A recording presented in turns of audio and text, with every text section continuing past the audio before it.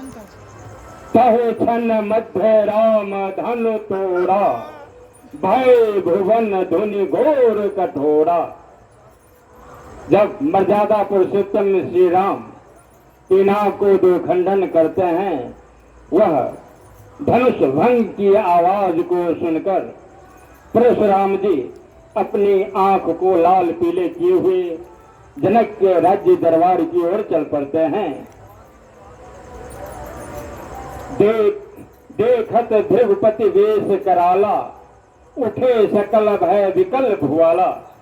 जब जमदग्नि ऋषि के पुत्र परशुराम जी जनक जी के संपर्क में पधारते हैं, समस्त राजा व्याकुल हो उठते हैं और उन्हें अवलोकन कर अपने अपने पिताश्री का नाम व्यक्त करते हुए उन्हें प्रणाम करते हैं।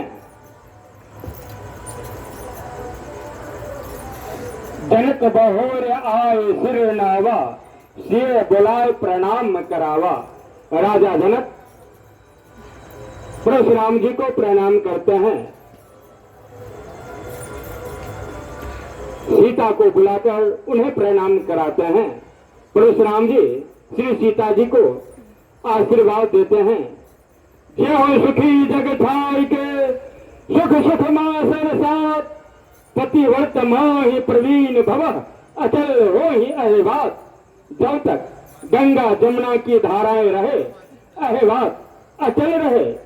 परंतु वे राजा जनक, इस कन्या के लीलाट से ऐसा महसूस हो रहा है स्वयं तुम्हारे गृह में लक्ष्मी उत्पन्न हुई है। कैसे इसकी उत्पत्ति हुई है? राजा जनक सारे वृत्तांत बताते हैं। मैं भगवान शंकर की उपासना किया करता था। भगवान शंकर प्रसन्न हुए, कहे राजा जनक वरदान मांगो। मैं उनसे प्रार्थना किया, जो निराकार ब्रह्म है मैं उन्हें साकार रूप में दर्शन करूं। वह एव मस्त कहकर यह पिनाक दिए, कहे राजा जनक इसी से तुम्हारी मनोकामना पूर्ण होगी। मैं विधिवत इस पिनाक की पूजा किया करता था। एक रोज की बात है, मैं गंगा स्नान गया हुआ था। इधर मेरी पुत्री सीता बाएं हाथ से धनुष को उठा ली, दाहिने हाथ से भूमि को स्वच्छ कर पुनः पिनाक को उसी जगह रख दी। जब मैं गंगा स्नान से आया तो मुझे ये विदित हुआ, यह सेवा कार्य आपकी पुत्री सीता ने की है।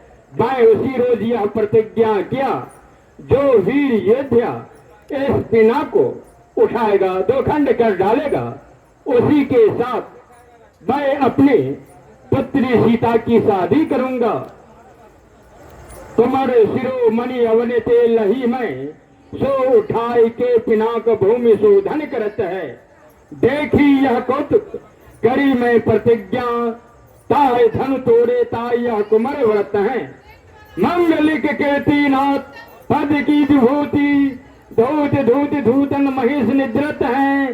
निद्रित गीसन को ईसन अनिसन को, सूरन संघार सूरताई को हरत हैं। ऋषिराज, आज आपकी कृपा से हमारी मनोकामना पूर्ण हो गई। विश्वामित्र परशुराम जी के समक्ष पधारते हैं। श्री राम लक्ष्मण को अवलोकन कर विश्वामित्र जी से परशुराम जी पूछते हैं, ऐ विश्वामित्र, यह दिव्य संस्कारी दोनों बालक कौन है? सारे वृत्तांत मुनि विश्वामित्र जी बताते हैं। ये दोनों दिव्य संस्कारी बालक राजा दशरथ के पुत्र हैं। परशुराम जी